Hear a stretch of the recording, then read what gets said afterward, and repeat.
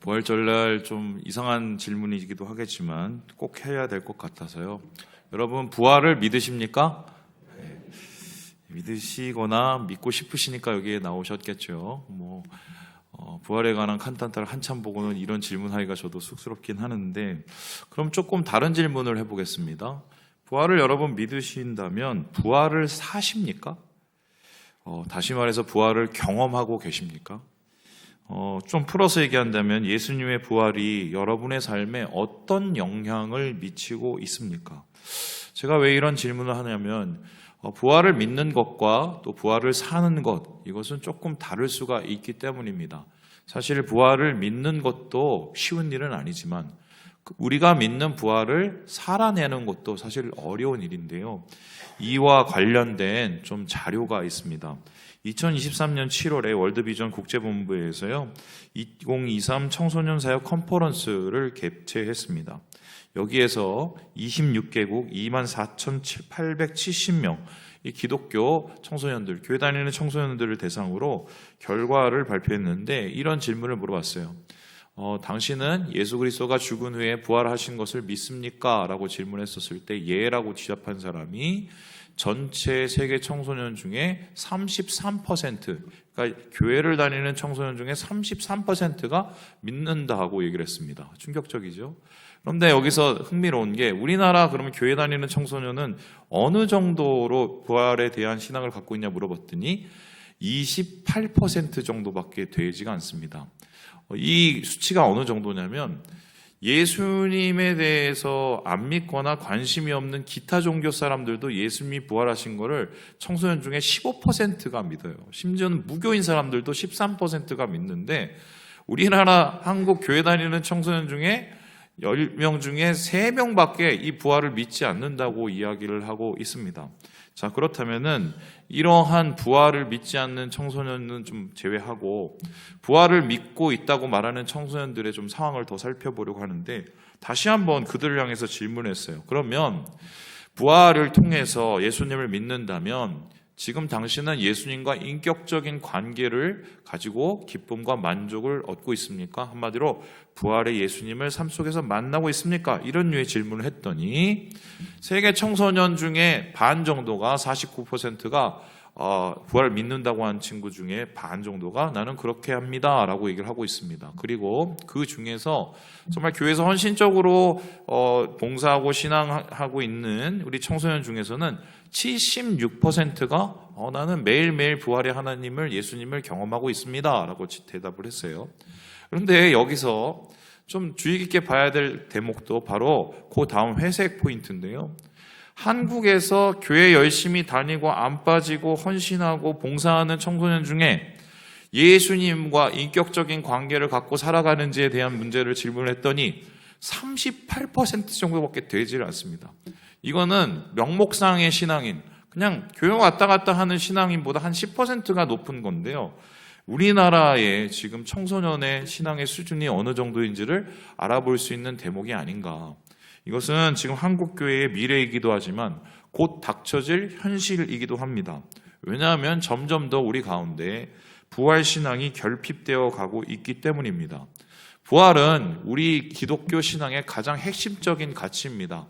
예수님께서 다시 살아나지 않는다면 우리도 부활할 수 있는 소망이 없고 새 나라 새 땅에 들어갈 수 있는 소망이 없기 때문입니다. 그럼에도 불구하고 많은 분들이 혹은 우리도 가끔씩 부활신앙이 좀 저 멀리 있는 것처럼 느껴지는 이유가 뭘까? 제가 한번 생각해 봤는데 둘 중에 아닐까 싶은데요. 보시다시피요. 실제적으로 주변에서 부활한 사람을 본 적이 없기 때문입니다. 여기 혹시 보신 분 한번 손 들어보세요. 없지요? 그러니까 우리가 이거는 성경상에서만 아는 거지 경험을 해본 적이 없어요. 뿐만 아니라 나중에 우리가 부활한다고 얘기를 하고 있지만 이게 우리가 죽은 후에 한참 후에 얼마나 더 지나서 부활이 이루어질지는 아무도 모릅니다. 그래 놓니 사실 지금 우리의 살아가는 이 현실과는 좀 멀리 떨어져 있는 먼 동떨어진 얘기처럼 늘어질 수가 있다는 거죠. 한마디로 부활은 믿어도 내 삶과 동떨어진 얘기로 받아들인다면 사실 부활신앙이라고 말하기는 애매할 수 있다. 이렇게 말할 수 있겠습니다. 오늘 그래서 여러분과 함께 우리와 비슷한 고민을 가지고 있는 제자들의 이야기를 한번 살펴보려고 하는데요. 오늘 누가복음 24장 13절 14절에 이들을 이렇게 기록을 하고 있습니다. 우리 같이 한번 읽어보지요. 시작. 그날에 그들 중 둘이 예루살렘에서 25리래는 엠마오라 하는 마을로 가면서 이 모든 된 일을 서로 이야기하더라. 제자들 중에 둘이서 엠마오로 가고 있었다라고 얘기합니다. 가면서 이런저런 얘기를 했다라고 합니다. 왜 하필이면 엠마오로 갔을까? 이들은 예루살렘에 있었는데 엠마오는 예루살렘으로부터 북서쪽으로 11km 정도 떨어진 곳입니다. 근데 지형적으로 봤을 때는 예루살렘에서 내려가는 길이었어요. 아마 예수님께서 십자가에서 죽으신 후에 낭망해서 집으로 돌아가는 길이 아니었을까? 그런데 이 돌아가는 길에 예수님께서 갑자기 찾아오셨습니다. 이를 제임스 티존은 이렇게 그려내고 있는데요. 외지 사람처럼 느껴졌던 것 같아요. 예수님을 알아채지 못한 겁니다. 왜 알아채지 못했을까? 성경학자들은 이에 대해서 몇 가지 추측을 내고 있는데 예수님께서 좀 전에 십자가에 달리신 그 모습이 아니라 영화로운 모습으로 변하셨기 때문에 몰랐을 것이다 라고 얘기하시는 분도 있고, 아니면 이 제자들이 너무 십자가 죽은 그 모습에 충격을 먹어서 예수님의 얼굴을 알아채지 못했을 가능성이 있지 않을까, 이렇게 이야기를 하고 있습니다. 그런데 예수님께서는 여기에 대해서 정확하게 이들이 알아보지 못한 이유를 이렇게 설명하고 계십니다. 우리 함께 25절의 말씀을 같이 한번 읽어보도록 하겠습니다. 시작. 이르시되 미련하고 선지자들이 말한 모든 것을 마음에 너무 더디 믿어서 그렇다는 겁니다. 예수님께서 이미 나 다시 살아난다, 죽지만 걱정하지 마라, 돌아올게, 그렇게 몇 번을 얘기를 했는데 그것을 듣고도 까먹고 더디 믿는 것 때문에 그렇게 됐다고 얘기합니다. 그렇다면 왜 이들은 더디 믿게 되었을까? 부활의 소식을 듣고 심지어는 여자들을 통해서 예수님께서 부활하셨다는 그러한 말씀을 듣고서도 그들이 더디 믿은 이유가 뭘까? 여기에 예수님께서는 미련하다라고 얘기를 합니다. 그러면 이 미련하다는 단어를 우리가 좀 살펴볼까요? 다음에서 보시다시피 미련하다는 아노에토스입니다.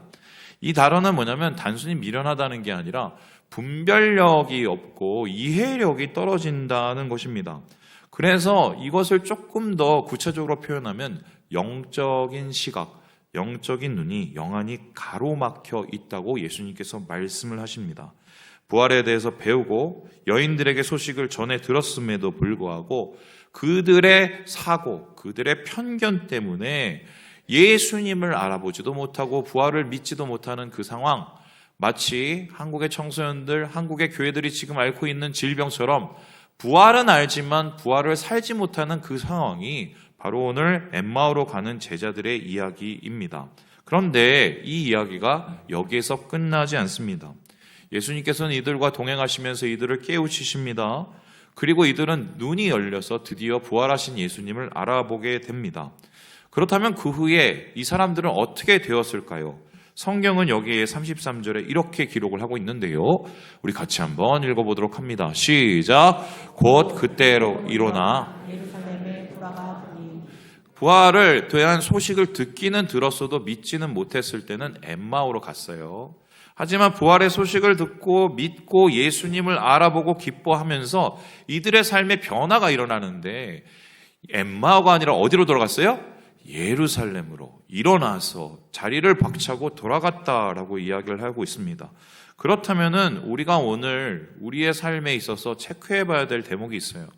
부활을 믿어도 부활을 제대로 살지 못하는 것, 그거는 우리가 아직 엠마오에 머물기 때문입니다. 그렇다면 우리가 제대로 된 부활 신앙을 갖고 부활의 능력으로 삶 속에서 살아가기 위해서는 엠마오가 아니라 어디로 가야 돼요? 예루살렘으로 올라가야 이게 부활로 살아가는 경험하는 신앙이 된다라고 이야기할 수가 있어요. 그렇다면은 오늘 본문에 나오는 이 엠마오로 가는 제자들이 돌이켜서 일어나서 예루살렘에 갔는데 예루살렘으로 돌아갔다는 건 어떤 의미인가? 이들의 예루살렘을 의미하는 것을 살펴본다면 우리가 살아내야 될 부활이 어떤 삶인지를 다시 한번 깨닫게 되지 않겠습니까? 이것을 세 가지로 정리를 해봤는데요. 첫 번째는 다음과 같습니다. 같이 한번 읽어보죠. 시작. 공동체. 예루살렘의 신앙, 예루살렘으로 돌아간다는 것은 공동체의 삶을 산다는 것을 의미합니다. 왜냐하면 그곳에는 바로 12제자를 비롯한 다른 사람들이 있었기 때문인데, 이에 대해서 33절, 34절은 이렇게 기록을 하고 있습니다. 시작! 11제자 및 그들과 함께한 자들이 모여 있어 말하기를 주께서 과연 살아나시고 시몬에게 보이셨다 하는지라. 그들도 사실은 예수님을 소식을 들었어도 잘 믿지 못하고 있는 상황이었습니다. 그런데 엠마오로 가던 제자들이 돌아와서 이들과 그 소식을 공유를 합니다. 바로 그때 예수님께서 찾아오셔서 그들 가운데 부활의 능력을 나타내 보여주시죠. 그렇다면은 이제는 전의 제자 공동체는 다른 모습이 됩니다. 어떤 모습이죠? 부활 공동체가 돼요. 그렇다면 예수를 믿고 부활하신 예수님과 함께 살아간다는 것은 뭐냐면 공동체의 삶을 사는 것을 의미합니다. 물론 우리가 가족 공동체도 있고 아니면 우리 지역 공동체도 있고 직업 공동체도 있지만 그런 거 말고요. 부활 공동체예요. 그럼 부활 공동체라는 것은 무엇이냐? 하나님께서 만드신 새로운 가족이신데 부활을 믿고 그 신앙으로 살아가는 사람들입니다. 이곳에 함께 모여서 부활하신 예수님을 찬양할 뿐만 아니라 예수님이 다시 올 것을 기다리는 그 공동체가 부활 공동체이며 오늘날 따지면 교회인 거죠. 우리가 부활을 산다는 것은 교회로 살아가는 것입니다.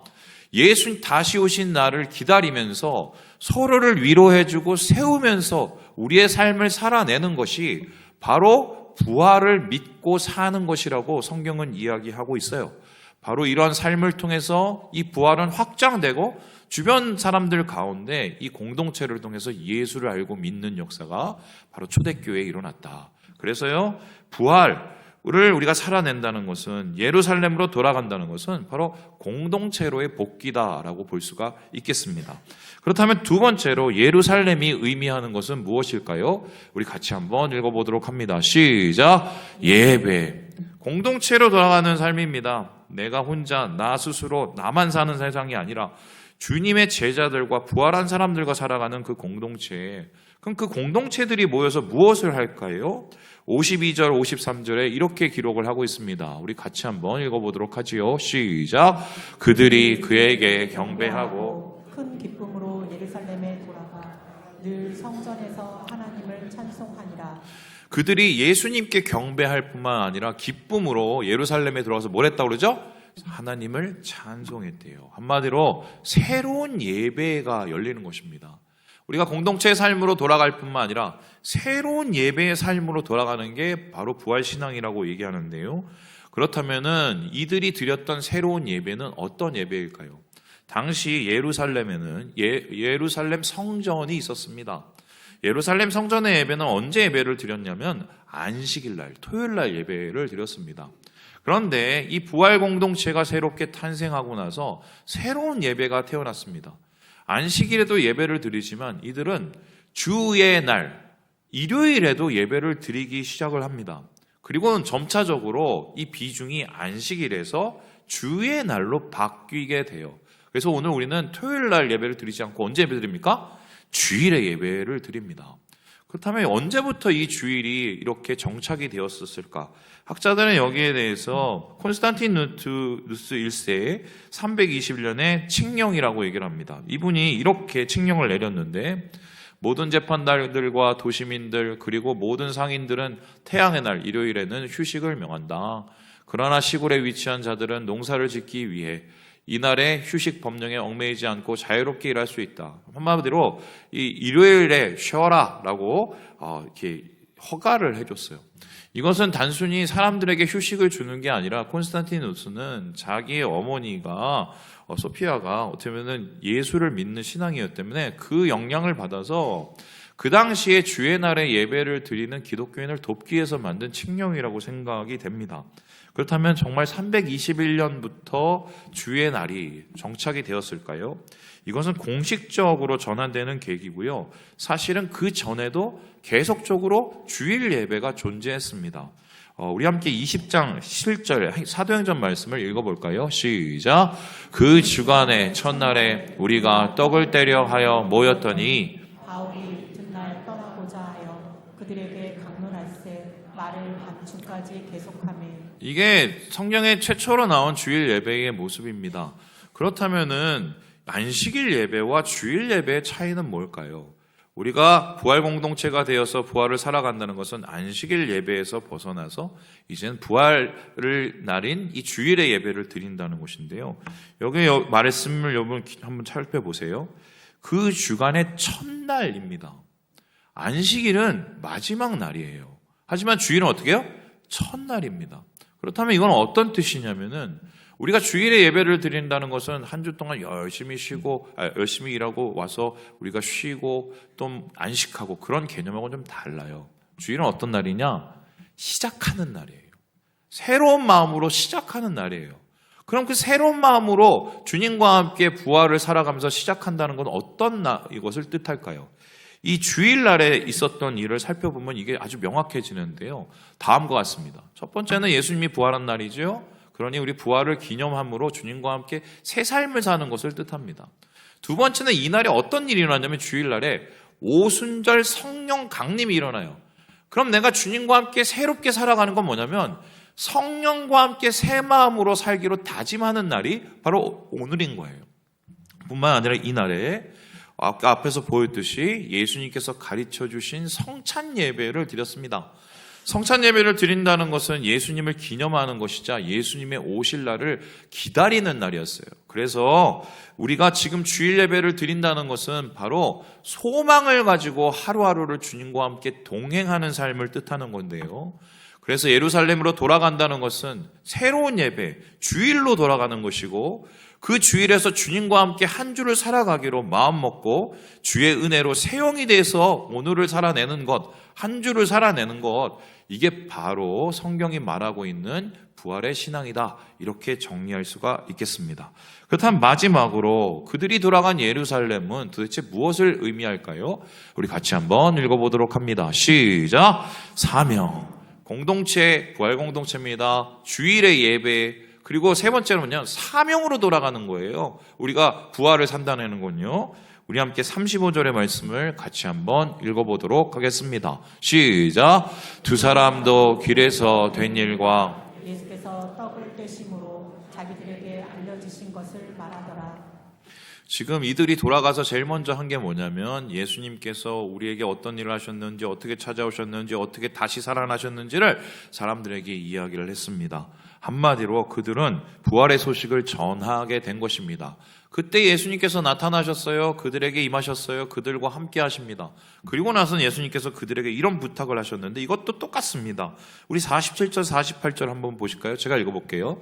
또 그의 이름으로 죄사함을 받게 하는 회개가 예루살렘에서 시작하여 모든 족속에게 전파될 것이 기록되었으니 너희는 이 모든 일에 뭐예요? 증인이라. 그러면은 부활을 경험하고 살아낸다는 것은 어떻게 보면 나만 부활의 사람 신앙을 갖는 게 아니라 어떻게 해요? 주위에 전하는 거예요. 주위의 사람들을 전하는 거예요. 왜냐하면 그들도 같이 살아나야 되기 때문입니다. 가끔씩 그런 얘기를 듣습니다. 정말 그 부부 관계가 순탄치 않으신 분들이 있는데 남편을 막 전도하려고 하려다가 정말 제대로 안 돼서 속된 말로 마음이 상한 거죠. 포기를 한 거예요. 그리고는 농담 삼아서 그 얘기를 하시더라고요. 아유, 여기서 이렇게 한평생 하는데 천국에 가서 살 필요는 없잖아요. 이렇게 얘기하시는데 이건 참 안타까운 얘기 아니에요? 하나님 원하시는 거 그게 아니에요.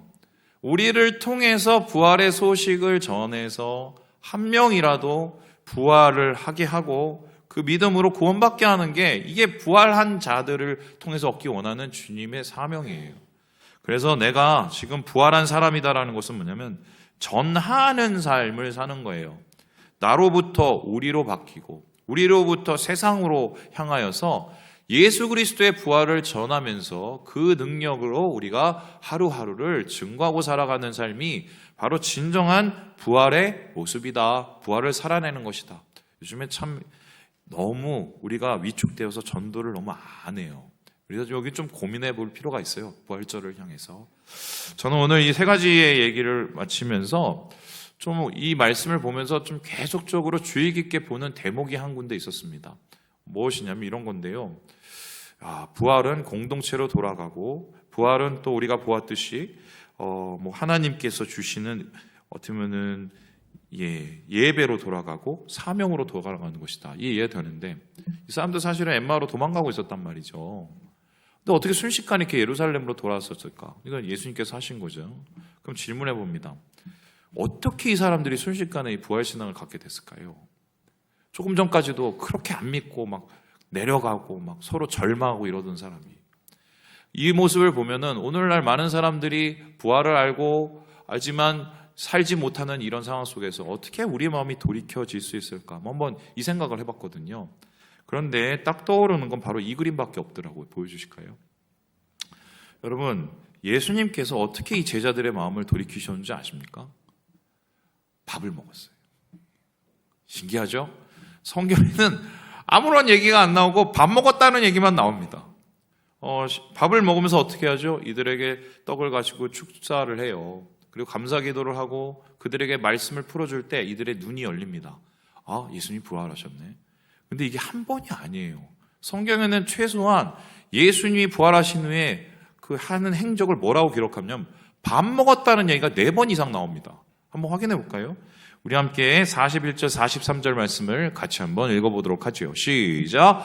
그들이 너무 기쁨으로 아직 믿지 못하고 놀랍게 여길 때 이르시되 여기 무슨 먹을 것이 있느냐 하시니 이에 구운 생선 한 토막을 드리니 받으사 그 앞에서 잡수시더라. 뭐 또 먹었죠? 갈릴리 가서 또 먹어요. 계속 드세요. 계속 드세요. 왜 예수님은 제자들을 설득을 하시면서 혼을 내시거나 아니면 제자들을 설득하시면서 예수님께서는 뭐 그들에게 야 이거 봐라 뭐 이렇게 안 하고 밥을 먹으셨을까요? 저는 이게 오늘 되게 궁금했어요. 여기에 대해서 어떻게 한번 생각을 해볼 수 있냐면 여러분, 밥을 먹는다는 것은 우리의 일상을 뜻합니다. 그리고 밥을 같이 먹는다는 것은 가장 친밀한 대화를 할 수 있는 시간이에요. 예수님께서는 그들의 가장 깊은 일상에 찾아오셔서 그들에게 다가오신 거죠. 그리고 그들에게 말씀하신 겁니다.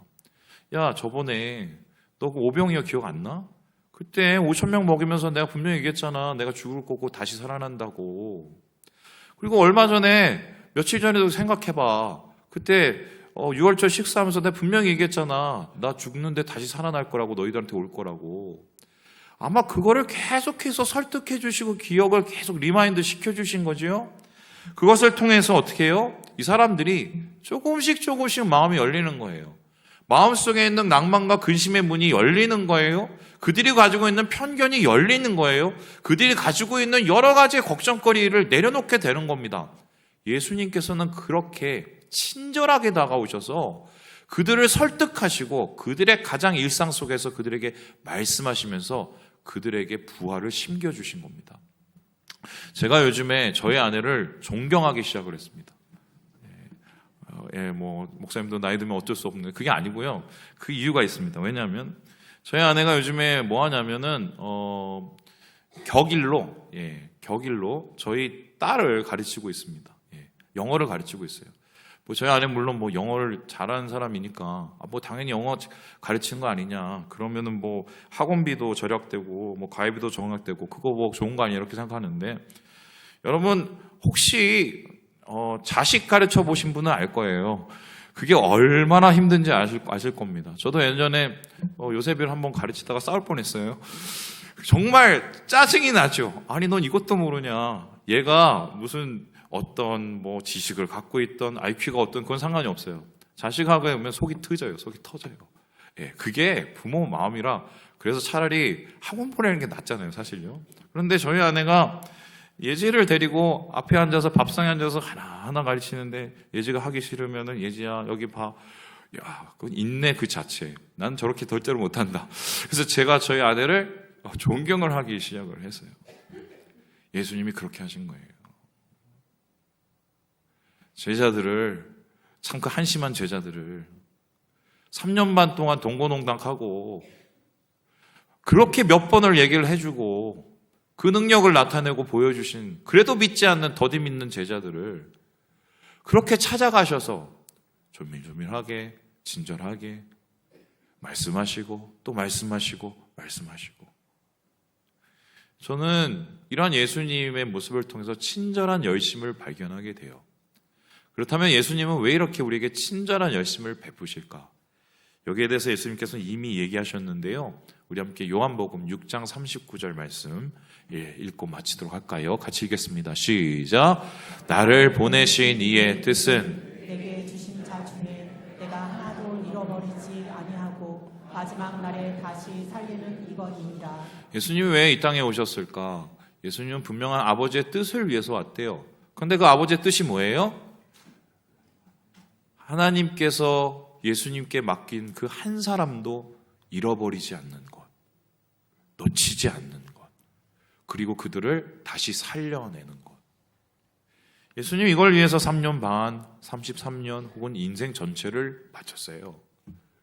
그래서 그 답답함 속에서도 예수님께서는 그들에게 찾아오시고 가르치시고 말씀하시고 식사하시고 그들의 일상을 터치하시고, 그게 바로 제자들의 마음을 움직이게 된 겁니다. 그림을 다시 한번 보실까요?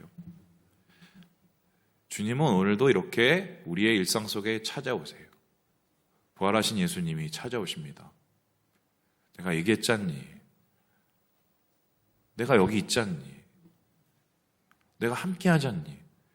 일어나서 예루살렘으로 가자. 예루살렘으로.